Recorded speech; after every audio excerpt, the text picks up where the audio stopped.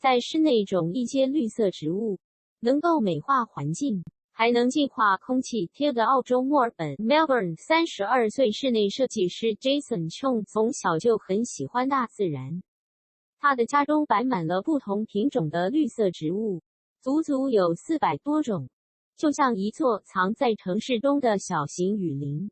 直径向下三角 Jason 表示，在人口稠密的都市里，室外空间非常稀少，也很宝贵，很多人都会选择养室内绿植。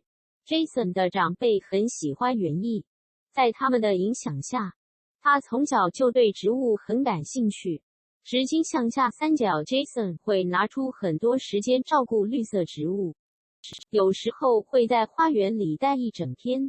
他对不同的绿植感兴趣，家中的绿色植物越来越多，有些已经养了好多年，有些是刚刚添置的。他觉得这些植物让他家的环境变得更舒适。直径向下三角 Jason 每天跟这么多绿色植物生活在一起，感觉就像来到了大自然中一样。绿色植物让家中的空气更清新，也能让人放松身心。他每天都能跟大自然接触，修剪植物、给植物浇水，都非常有趣。直径向下三角2016年时， Jason 跟志同道合的朋友一起创办 The Plant Society， 跟同样喜欢绿色植物的人分享心得。他说，生活节奏太快，做园艺能让我们慢下来。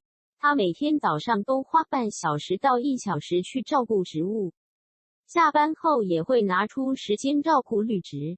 Jason 的亲友到他家时都非常惊讶，因为他家中有太多绿色植物，这些绿色植物组成了一个清爽的空间，看起来非常迷人。Tilda